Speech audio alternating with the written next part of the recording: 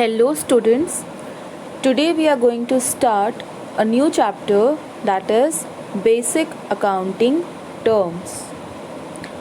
By the end of this video, you all will able to know the concept of all these terms which is written over here: business transaction, account, capital, drawings, liabilities, assets, receipts, expenditure, expense and income. So let's start.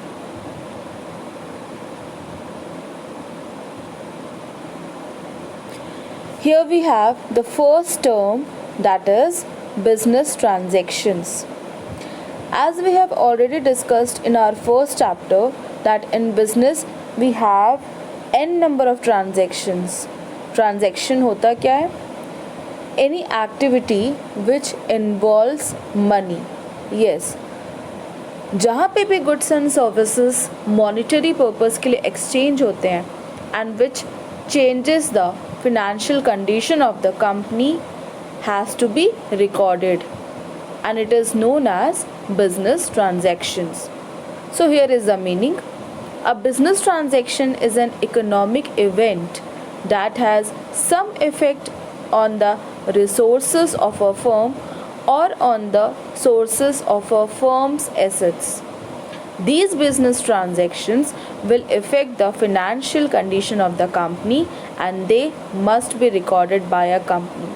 So here business transaction is not confined to only cash transaction, it also include credit transaction.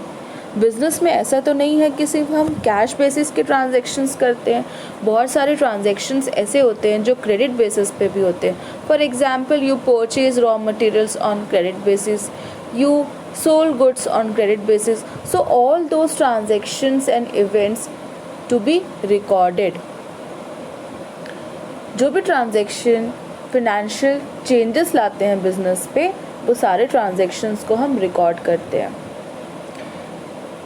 It could be your cash basis transaction or credit basis transaction. It will either increase or decrease your assets or liabilities. One more important point children, transactions may be external. External means between a business entity and a second party. एक business और दूसरा business के बीच अगर party है, मतलब transactions हो रहे हैं, या फिर आप सप्लायर्स के साथ ट्रांजेक्शन्स कर रहे हो, all those comes under the category of external. For example, goods sold in cash और ऑन क्रेडिट. ओके, ट्रांजेक्शन में ऑल्सो भी इंटरनल. इंटरनल का मतलब होता है which does not involve second party, जहाँ पे सिर्फ एक ही ऑर्गेनाइजेशन होती है. Examples of internal transactions are depreciation charge on machinery. Yes, अगर आपने बिजनेस पे मशीनरी परचेज़ की और मशीनरी की कंटिन्यूस यूसेज से उसकी वैल्यू कम हो रही है, सो वो भी एक टाइप का ट्रांजेक्शन है and it comes under the category of internal transaction. Next we have account. Now what is account? In the first chapter we discussed meaning of accounting, accountancy, but account होता क्या है? So account is a record of transactions under that head. Yes, it is a record of transactions either cash or credit under a particular head of account. जैसे कि first chapter में हमने discuss किया था, we record all the transactions, but सिर्फ record करना ही काफ़ी नहीं होता. You need to classify, you need to categorise all those transactions separately. For example, अगर मेरा बिजनेस है और मैं सिर्फ ट्रांजेक्शन्स रिकॉर्ड कर रही हूँ, like purchase transactions on cash basis, purchase transaction on credit basis, similarly sales transaction on cash or credit basis, amount invested in the business, then at last it would be difficult for me to find out whether I am getting profit or loss. So to eliminate all those chaos, it is very important to categorize all the transactions as per their nature. like all cash transactions under the one head, all credit transaction another head, all purchase transactions together, then all sales transactions collectively. So for that we need to prepare separate accounts. Yes, ये सारे transactions को हम categorise करते हैं और इनके separate accounts बनाते हैं. So account is basically a T shaped account which we are going to discuss in our coming chapter. So account is a T shaped account जहाँ पे हम एक जगह सारे इनफ्लो लिखते हैं, डैट मीन्स कैश अगर आ रहा है आप रिकॉर्ड करते हो, और एक जगह आप उसके आउटफ्लो लिखते हो. Okay, so it not only shows the amount of transaction but also shows the effect and direction of those transactions. So here is the meaning. An account is a summarized record of relevant transactions at one place relating to a particular head. It records not only the amount of transactions but also their effect and direction. An account has column for date, particulars, folio number, debit amount and credit amount. Yes. Now our next term is capital. Now what is capital? Suppose आपने एक business start किया ₹10 lakh से. So that amount which you have invested in the business is known as capital. Now capital is not confined to cash. कोई भी चीज़ जिससे आप business अपना start कर रहे हो, whether it is in cash or in kind, all comes under the same category and it is known as capital. अगर आपने बिजनेस स्टार्ट किया let's say 20 lakh कैश के साथ, 5 लाख के आपने गुड्स लगाए बिजनेस पे, एक मशीनरी लगाई. सो ये सारी चीज़ें जिससे आप बिजनेस स्टार्ट कर रहे हो all will categorize as capital. Yes. So in accounting, capital means anything brought by the owner into the business either in cash or in kind. Capital is also known as owner's equity क्योंकि owner का पैसा है ये, और net worth. It is always equal to assets less liabilities. Here is the formula of equity. Equity means we are talking about capital. So formula is assets minus outside liabilities. Yes, external liabilities. अगर आप external liabilities को assets से minus करोगे, you will get capital. Next term is drawings. Drawings का मतलब होता है when proprietor withdraw amount or goods for personal use, it is termed as drawings. अगर एक ओनर ने अपने बिजनेस से let's say कैश विड्रॉ किया ₹50,000 फॉर पर्सनल यूज़, अपने बेटे की फ़ीस पे करने के लिए या और कोई डोमेस्टिक पर्पस के लिए, so amount withdrawn by the owner for his or her personal use is termed as drawings. It could be in the form of cash or in kind. अगर वो बिजनेस से let's say goods कुछ withdraw कर रहा है अपने personal use के लिए, तो वो भी आप ड्राइंग्स में कंसिडर करोगे. And drawings always reduces the capital of the owners. Here is the meaning. Drawing means anything withdrawal by the owner from the business in cash or in kind, and it is for personal use. Next we have liabilities.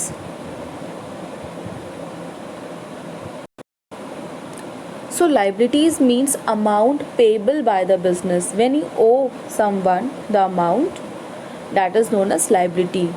So liability दो type की होती है, internal and external liabilities. Internal liability means the example of internal liability is capital. Liability towards the owner of the business is termed as internal liability. क्योंकि owner ने अपने business पे पैसा लगाया है, वो भी एक टाइप की liability है, but it is termed as internal liability. On the other hand, liability towards the outsiders, let's say creditors, suppliers, they comes under the category of external liability. So external liability arises because of credit transactions or loans taken. Example of external liabilities are bank overdraft, creditors, long term borrowings and other liability. कोई भी पैसा अगर आप उधार ले रहे हो, let's say एक बिजनेस है जिन्होंने रॉ मटेरियल्स परचेज किए क्रेडिट बेसिस पे, that means the business man will pay to his creditors after some time. वो इमीडिएट पेमेंट नहीं कर रहे हैं, वो बाद में पेमेंट करेंगे. So it is the obligation, it is a responsibility. Okay, businessman बाद में फ्यूचर में पैसे पे करेगा तो उतने टाइम पीरियड के लिए this amount will be considered as liability for him. Now, liability broadly categorized into two parts, that is non-current liability and current liability. Non-current liabilities का मतलब होता है जो long term के लिए है. Liability which is payable after 12 months from the date of balance sheet. जो एक साल से ज़्यादा टाइम पीरियड जिसे लगता है पे करने के लिए, उस लाइबिलिटीज़ को हम लॉन्ग टर्म लाइबिलिटी और you can say non current liability बोलते हैं. So non current liability is that liability which is payable after a period of more than 12 months from the end of the accounting period. Examples of non-current liabilities are long-term loans, debentures, etc. Suppose आपने loan लिया bank से which is payable आफ्टर 5 years, it will categorise under non current liability. जो एक साल के अंदर payment करते हो आप, all those liabilities comes under current liability. और जिन्हें एक साल से ज़्यादा टाइम पीरियड लगता है, those considered under non current liability. Then we have current liability, meaning current liability is that liability which is payable within 12 months from the end of the accounting period. जो एक साल के अंदर payment हो जाती है उसे हम current liability बोलते हैं. Examples of current liability are creditors, bills payable and short term loans. Suppose आपने 1 year के लिए लोन लिया, that will consider as current liability.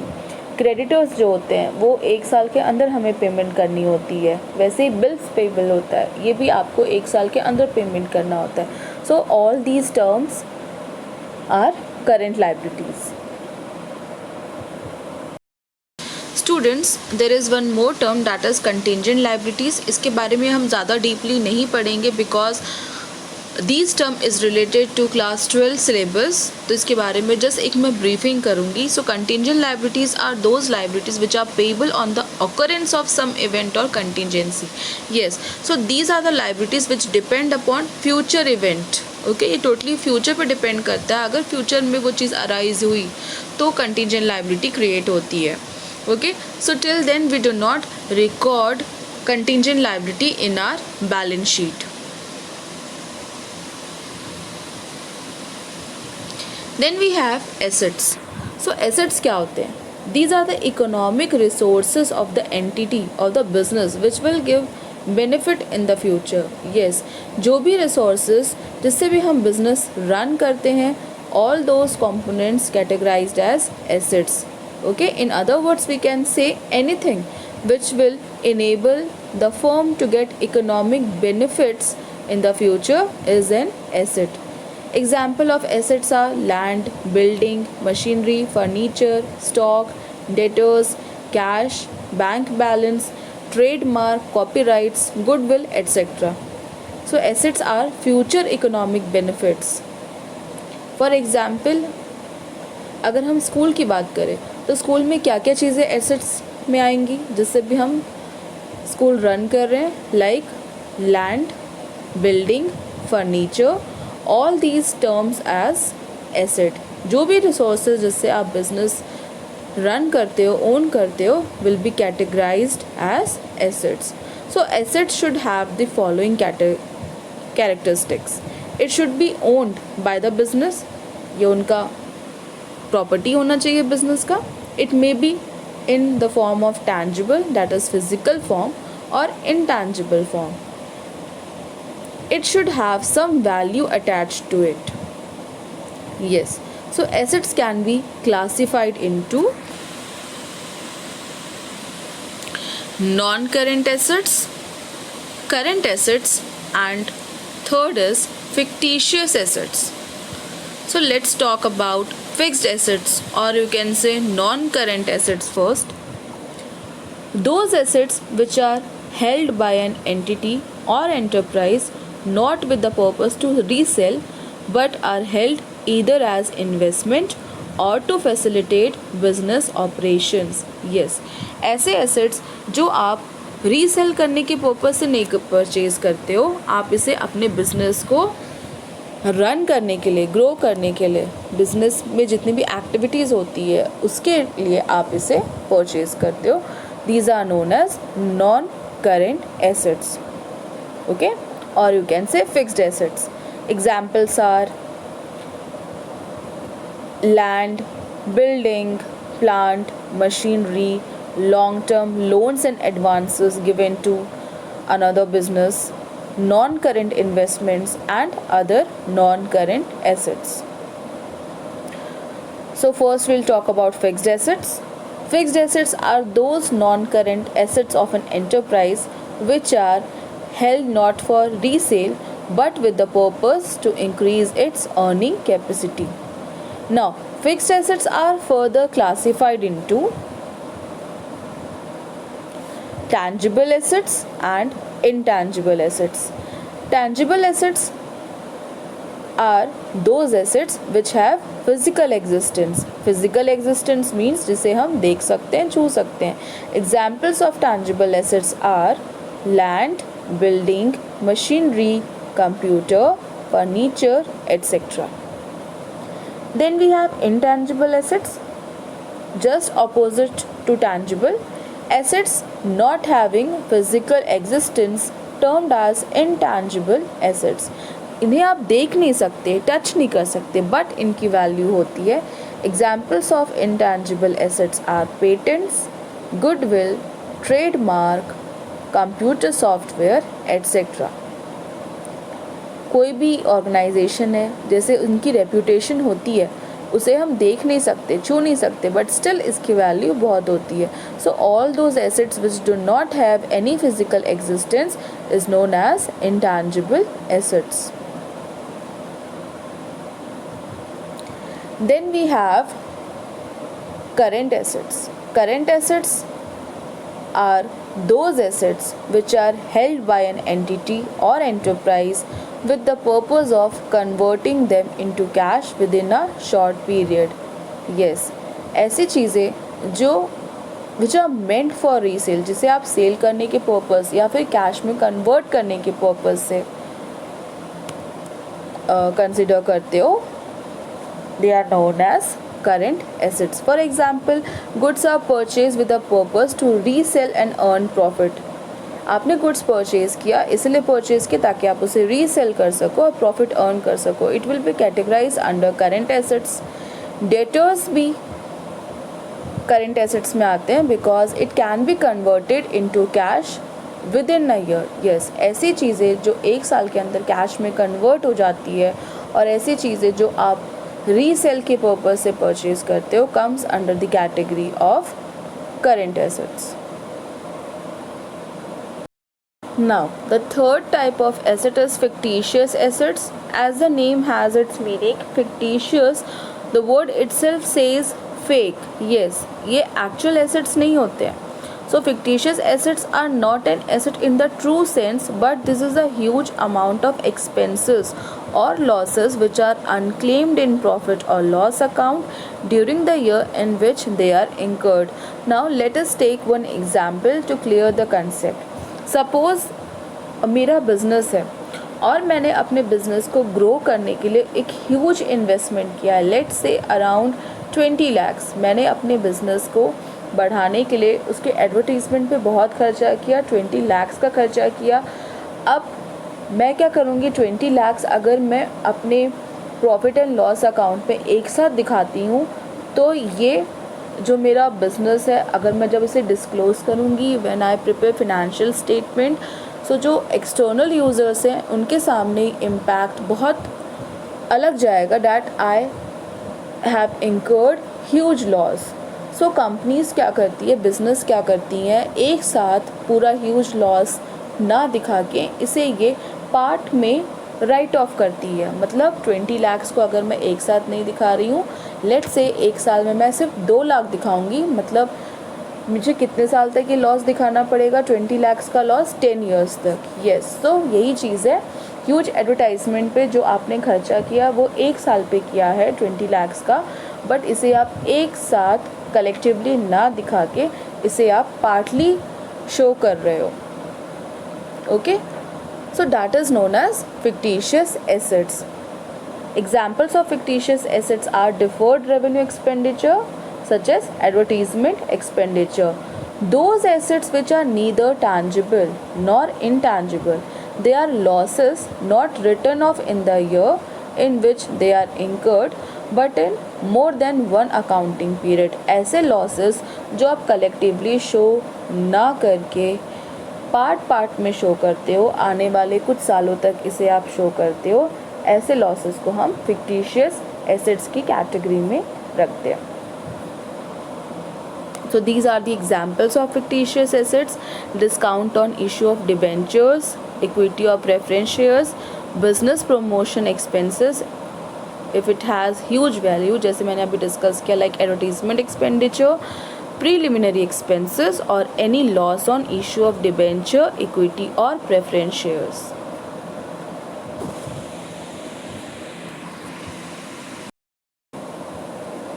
Next term is receipts.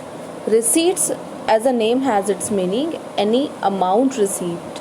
Yes, अगर इसे हम ऐसे जनरल वे में बोले तो कुछ भी अमाउंट जो आपको रिसीव हुआ, that is known as receipts. Now receipts are categorised into 2, revenue receipts and capital receipts. So let us discuss what is revenue receipts. Those receipts which arise in the normal course of business. Yes, कोई भी पैसा जो आपके business activity से related आपको मिल रहा है, it comes under the category of revenue receipts. Okay, for example, sale of land and building by a dealer in real estate का जो बिजनेस कर रहा है, वो अगर लैंड या बिल्डिंग से जो भी सेल किया उससे जो इनकम आई है वो उनके लिए रेवेन्यू रिसीट्स है. अ dealer if he is dealing in securities और शेयर्स सेल करके उसे जो अमाउंट मिला है वो उसके लिए रेवेन्यू रिसीट्स है. मतलब आप जो भी चीज़ का बिजनेस कर रहे हैं, फॉर एग्ज़ाम्पल मेरा बिज़नेस है लेट्स से स्टेशनरी का, और मैं स्टेशनरी जो भी pen, papers, notebook, register, books ये सेल करके अगर इनकम अर्न कर रही हूँ, that will come under the category of revenue receipts. Easy language में अगर बोले तो आप जिस चीज़ का बिजनेस करते हैं उससे रिलेटेड आपको जो भी इनकम होती है उसे हम रेवेन्यू रिसीट्स में कंसिडर करते हैं. Then we have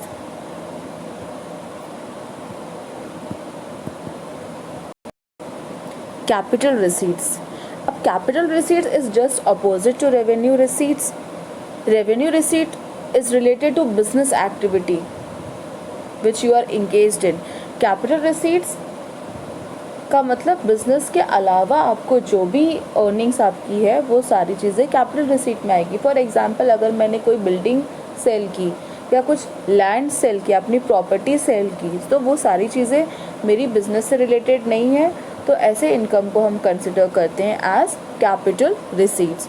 so capital receipts are contribution into the business by proprietor, partner or share holder towards the capital of the firm and also any fixed assets of a enterprise.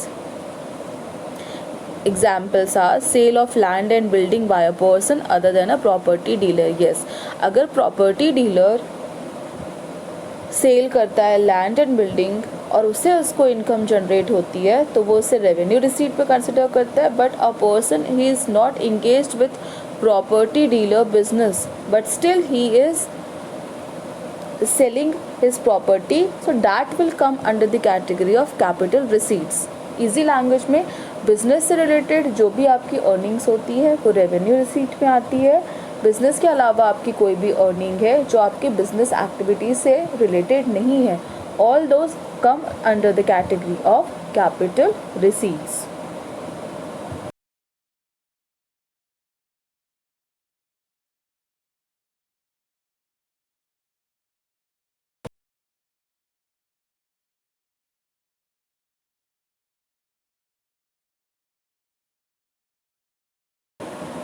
students, our next accounting term is expenditure. So expenditure is the amount spent or liability incurred for acquiring assets, goods और services. Yes. कुछ भी आप amount पे करते हो या जिससे कोई लाइबिलिटी जनरेट होती है एसेट्स परचेज करने में या गुड्स और सर्विसेज में, उसे हम एक्सपेंडिचर बोलते हैं. Now what is the difference between capital and revenue expenditure? Let's talk about capital expenditure first. Amount spent or liability incurred for purchasing assets comes under the category of capital expenditure. Yes. So it is an expenditure incurred to acquire assets or improving the existing assets which will increase the earning capacity of the business. कुछ assets acquire करने में जो long term के लिए हैं या फिर जो existing assets है उसकी quality को improve करने के लिए आप जो भी amount spend करते हो या कोई liability generate होती है, I mean credit पे suppose आपने कोई assets acquire किया है, so all those comes under the category of capital expenditure. It may be incurred to acquire tangible assets or intangible assets, and these are shown in the balance sheet of the entity. Examples of capital expenditure are purchase of machinery to manufacture goods, purchase of furniture or computers for office, IT system, distribution equipment, fixtures and fittings, all comes under the category of capital expenditure. Then we have revenue expenditure. All day-to-day expenses, all day-to-day activities जिसमें cash spend करते हो आप, comes under the category of revenue expenditure. So ये frequent nature के होते हैं, ऐसे transactions, ऐसे expenditure ये बार बार incur होते हैं. For example, salaries, rent, electricity expenses, etc.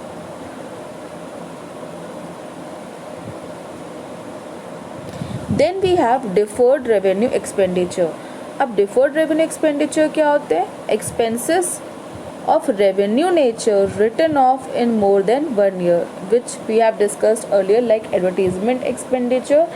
Suppose आपने huge advertisement expenses पे खर्चा किया है, let's say same example 20 lakhs का, उसे आप एक साथ ना दिखा के आप इसे आने वाले 5 साल 10 साल तक राइट ऑफ कर रहे हो, हर साल थोड़ा थोड़ा पार्टली आप एलिमिनेट कर रहे हो. सो ऐसे expenditure categorise under deferred revenue expenditure. So the meaning is it is a revenue expenditure in nature but is written off in more than one accounting period, but because it is estimated that benefit of such expenditure will accrue in more than one financial year. इसका जो benefit है हमें आगे आने वाले समय पर मिलता रहेगा, बहुत टाइम तक मिलता रहेगा, इसलिए हम इसे deferred revenue expenditure के कैटेगरी में रखते हैं. whereas revenue expenditure ऐसे एक्सपेंडिचर जिसका बेनिफिट आपको उसी साल मिल गया, within one accounting period you got the benefits and consumed in that particular year only, those expenditure are revenue. और जिनके बेनिफिट्स आपको आने वाले कुछ सालों तक मिलते रहेंगे उसे हम डिफर्ड रेवेन्यू एक्सपेंडिचर बोलते हैं. Example, large advertisement expenditure that will give benefit for more than one accounting period is termed as deferred revenue expenditure.